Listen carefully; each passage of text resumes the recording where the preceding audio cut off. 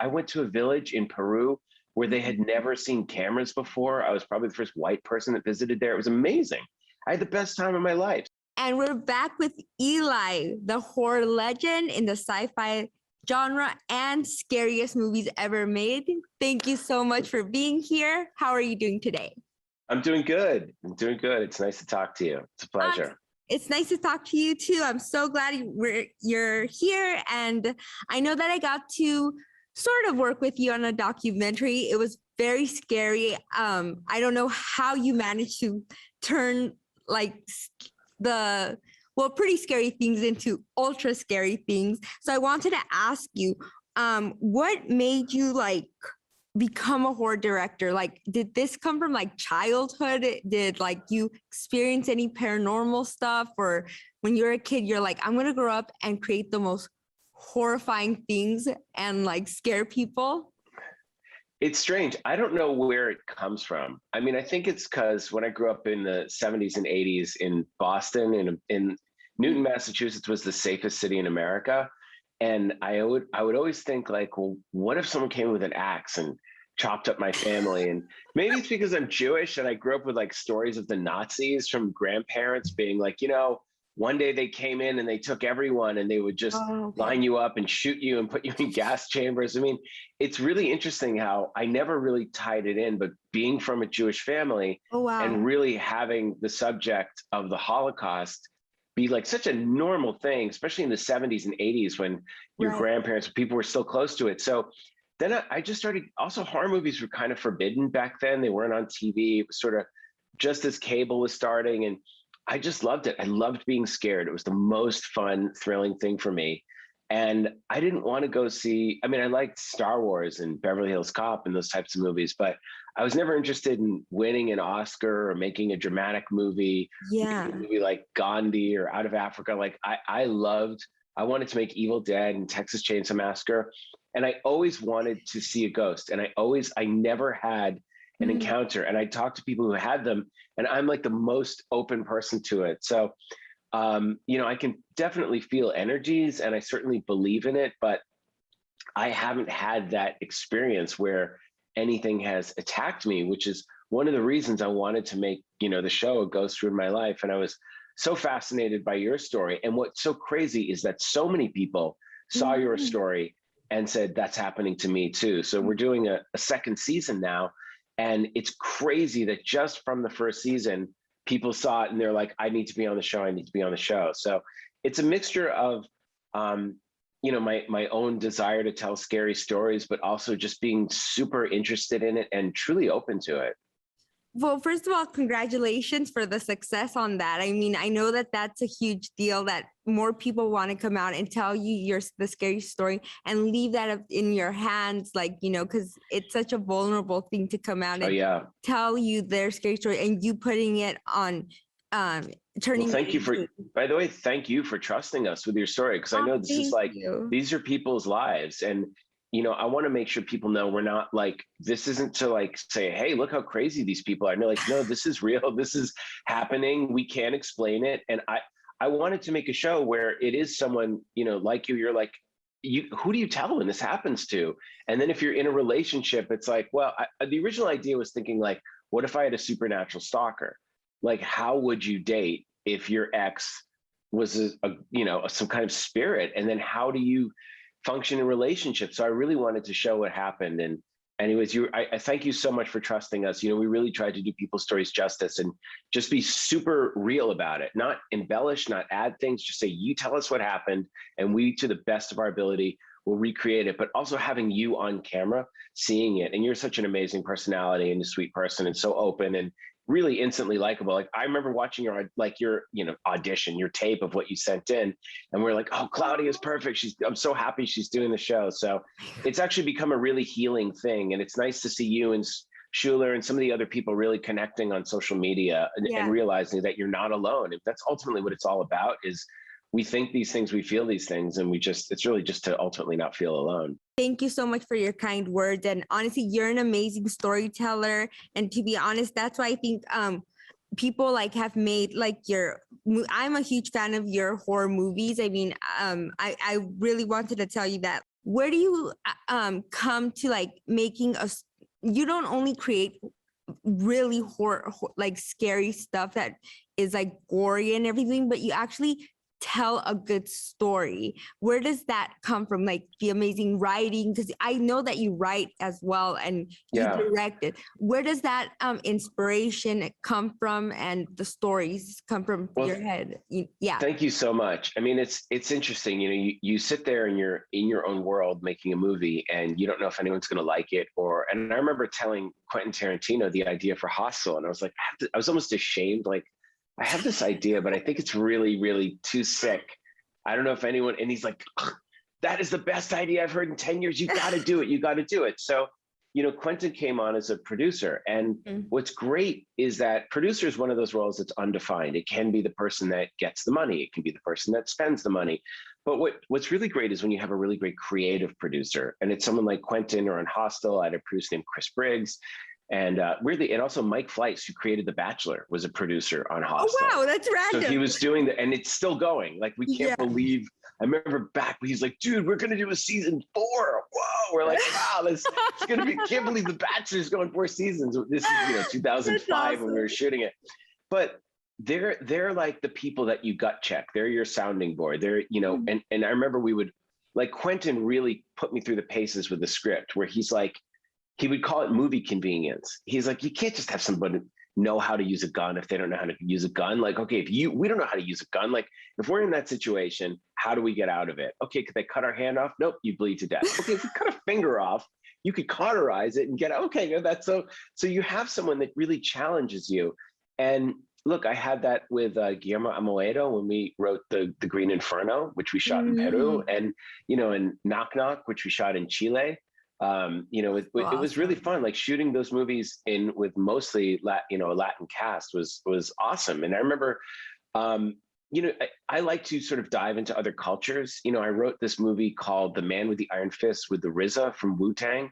And we spent a year writing it, just going, okay, let's really think about this world and the characters. And then we shot it in China. And, I'd never been to China, and he hadn't been there either, but we had awesome collaborators there, like an all kind of amazing cast. And it was Dave Bautista before Guardians of the Galaxy, and Russell Crowe.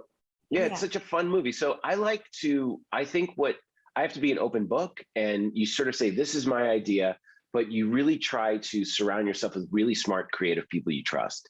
And, like RZA, I loved hearing his stories about 90s New York and Wu-Tang Clan. And we just come from different backgrounds, but we have the same passions, the same love. So, and also, you want people that aren't going to lie to you, because they're your first line of defense before it gets to an audience. So I think that, I like to, look, the last movies that I've done, I rewrote them. It was a script dental project that someone brought to me. I said, let me try this. And that was Death Wish and House of the Clock in Its Walls, and now Borderlands. But I miss it. Like, I already have my scripts lined up that I've already written. I was like, I'm going to go back to doing horror movies and writing stuff, because I love it. I love building my own world and creating my own world. But sometimes, like with Hostel 2, with that ending, I'm like, what if she, castrates it, like cuts it off and feeds it to the dog? And you're laughing. But like, if I know I'm laughing, going like this, she goes, let him bleed to death. And he's like, ah! And they're like, whoa! And then it's like, someone's like, what if the dog eats it? And then this guard's like, Misha, yeah, like, no, bad dog. Like, that's the joke. It's like the whole thing is leading up to, you think that's it. Yeah. And then the guard goes, bad dog. And it's like, and then at the end, they're like, okay, what if he cuts her head off? But my mind goes, no, the kid should like then play football with, like, they're playing soccer with the head. And I was like, no, someone should kick the goal and pull the shirt over his head and go, go! Like, so it's a joke that you really have to be like a, South American or European. It's such a specific European, like, Latin joke but that's the joke that you're getting to. Is the end of the movie is the kid pulls his shirt over and goes, goal. It's so stupid. And then you're sitting there, you're thinking, am I allowed to do this? Is this okay? And this isn't like a normal. It's okay. But you sit there and but I try there, and I'm like, it's so funny, because I try to make a movie like the ones I grew up. Like, I will try to make Halloween. I'll try to make The Exorcist or The Shining. But my brain is just, it's like there's too much Three Stooges, Monty Python. I mean, there's too much like absurdity in there. So I'm always mixing in the Peter Jackson. I'm always like thinking about, oh yeah, okay, you got to throw it to the dog. Then the guard gets mad. I'm always thinking about something absurd and sick and crazy. And then I just do it until basically people, like with Green Inferno, that was stoned cannibals get the munchies. I go, what if I was kidnapped by cannibals, but I was in Peru, so I had like ayahuasca, like weed laced with ayahuasca, so I could give it to the cannibals to get them high to distract them. Then we're like, oh no, because would stoned cannibals get the munchie? And then like, what if we turn someone into a human pot brownie and they bake them in an oven with the smoke? I mean, I just sit there and I'm thinking, and I'm not high, I'm not a pot smoker. I'm just like, could you stuff your weed into someone if you knew they were going in an oven? Would the smoke get the cannibals high? Would they have the munchies? Like and I remember like, that's something where I was actually talking with, I remember it was Diablo Cody about, because she really loved Hostel 2, and Juno was coming out. So we became very friendly, and she's like super real and raw. I love her. And I was like, I have this other idea of stoned cannibals get the munchies. She goes, I don't care what you do in your career. Someone has to go to the jungle. I was like, I know that cannibal movies aren't popular. It's a weird film, but it's also like, I want to go to the middle. I went to a village in Peru where they had never seen cameras before. I was probably the first white person that visited there. It was amazing. I had the best time of my life. So to me, like, you never know. Sometimes the movie's gonna be hostile and it'll be a global hit, and sometimes it's a hit on Netflix, like Knock Knock was. And I just try and like think of the weird idea and go for it, and then see what happens and try. Hopefully I get to make another one. That's my philosophy. Your imagination's so crazy, and I'm so glad that you're explaining your thought process. Is really cool to me, because now I'm just like, so that's how they do it. That's how your brain works. Well, you sit there and you get a good, really, really, really good actors. I mean, Jay Hernandez came in he was so great. And I remember when we cast him, the character's name was Paxton. We've like basically he's playing a gringo for all intents and purposes, but he's not. And Jay was like, I'm so happy that you cast me. And never at once at any point do we address my ethnicity. It's just, I'm just the actor in the movie. Mm-hmm. And that was like always my philosophy, was like, you cast the best actors and that people feel right. And you like really try and give interesting opportunities for people. Like, Lorenza Itzo, who's Chilean, she'd lived in Atlanta when she was a teen, so her English was perfect. I put her in this movie Aftershock. And then I wrote Green Inferno for her. And I really wanted to write like an amazing, character piece for her. So the movie turned out to be more of a jungle adventure than a horror movie. But then I wrote Knock Knock to show a different side of her acting. And then we were casting, and we were going to cast another actress. We had another actress lined up, but she couldn't close the deal. Like, it was like a week we were waiting for her. And then my friend said, this girl just got off the plane from Spain. She's amazing. Her name is Ana de Armas. You got to meet her. So we like sit down at a restaurant. She's like on her way to the airport, and she was shooting Manos de Piedra, like the Edgar Ramirez, the Roberto Duran movie. Yeah. And we sat down, and like, she just barely spoke English. So we were like, she's like, I can learn English phonetically. Lorenz was translating. So And Anna's like, I want to do it. I'll learn English phonetically. I'll come to Chile. And I was like, done. We're casting her. Like, she had literally done television in Spain, but I was like, I knew it. Like, you sat down I looked at Anna and Lorenz. I was like, these two and Keanu, no man could resist them. They're going to be so funny and so great. And it was a pleasure. Like, that's the fun, is that when you do a movie that's a low budget movie, is that you can give someone, like Anna, like Lorenza, like a real opportunity to shine.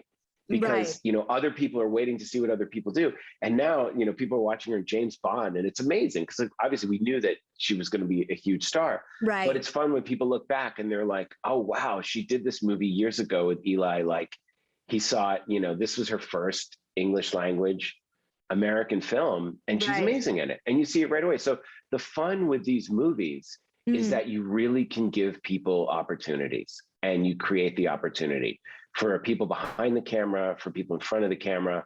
And that's what I love. It's just like, you tell the story, and it's weird, because then the movie kind of came out and quietly went.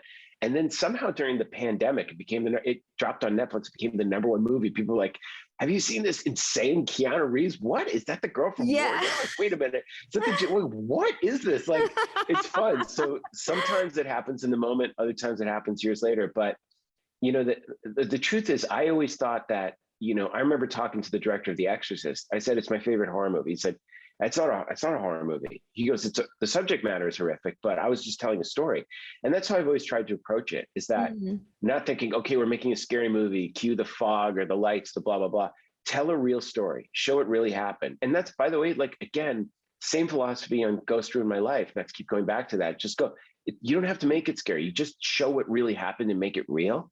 And then that's when it comes, you know, like I've tried it where my first movie, Cabin Fever, I was adding it's like I put too much syrup on the pancakes. I was like, too many toppings, whatever it was like, I watch it now and I hear like, because it's like too many jump scares. And I was like, not going to do that in Hostel. On Hostel, I'm going to be really selective, do like a classical score.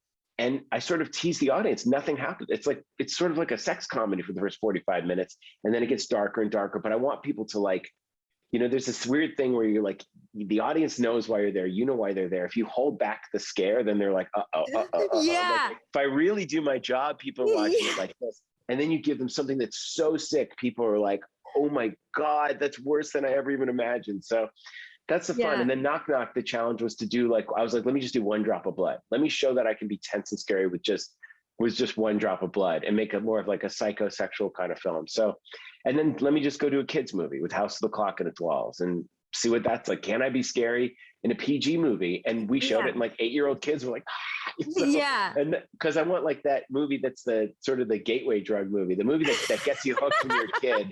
You know, you can't start them on Hostel. You got to leave them, you know, when I was a kid, it was Gremlins and Beetlejuice and Ghostbusters, stuff that's scary and fun, that's safe, but still gives you that little bit of scare. That's what that was the purpose of that. So, I mean, anything I do, I try to do it great. I mean, Borderlands is video game, big science fiction action. That's a whole other set of challenges. So I'm always trying to like keep it interesting, mix it up, challenge myself, and, you know, just tell interesting stories. And the great thing is now I'm in the position where I can produce, where with like Ghost Through My Life, we have Kat Hostick and amazing directors that are on the show. But as the executive producer, I can watch the edits, I can look at the scripts, I can look at the cuts. And that's what I'm doing. I'm like, even though we didn't meet when I was on set, when you were shooting it, I was there like every step of the way, watching the whole process. Right. That's really... And I can kind of put on other directors and help them, you know, elevate them and give them a format to show what they can do.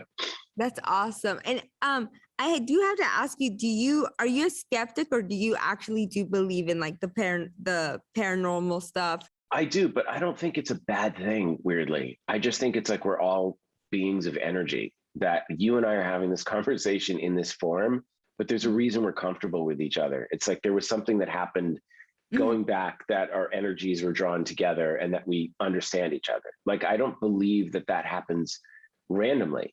And there was a podcast I listened to called Where Is My Mind that really explained it well, talking about consciousness and the idea of where is our consciousness, that basically it's not inside your brain, it's outside, that our brain is like an iPhone that's just like receiving the consciousness. And that when you think of someone and they're like, oh, I was just thinking about you, I was just about to text you, like you're dipping into there's scientific evidence now that there's a collective consciousness that you dip into, and that when you leave this one, you're coming back in some other form and in some kind of energy. Where it started and where it ends, I don't know, but I do believe that it's different forms of energy. Like, for example, I have a house now in Florence. I'm in Los Angeles now, but I've been kind of living in a house in Florence. It's from the 1300s.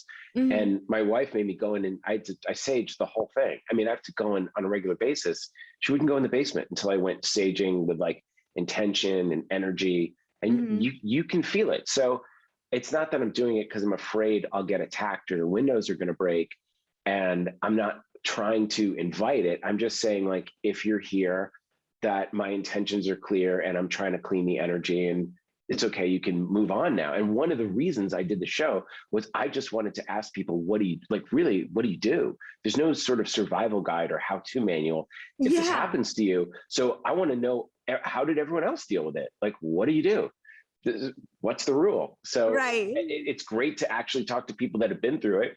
And most of them just say, like, you have to, you know, state your intention, clear it, but really just kind of sort of ignore it as best you can. The more energy you give it, the more you feed it in a strange way. Yeah, that's actually really true.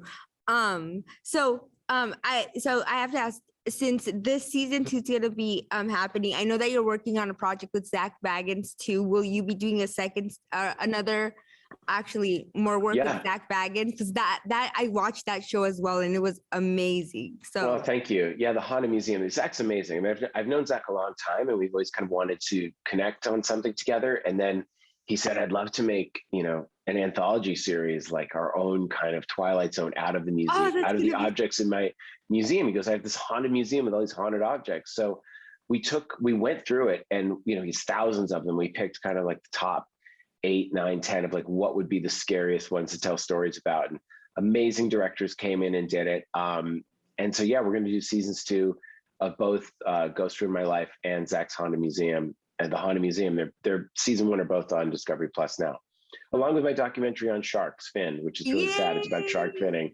Got to save the sharks. That's sad. It's hard to watch. It is really hard to watch. It does but yeah, I'll make sure to continue. If what's the Instagram that people can follow so they can? Yeah, well, at Real Eli Roth.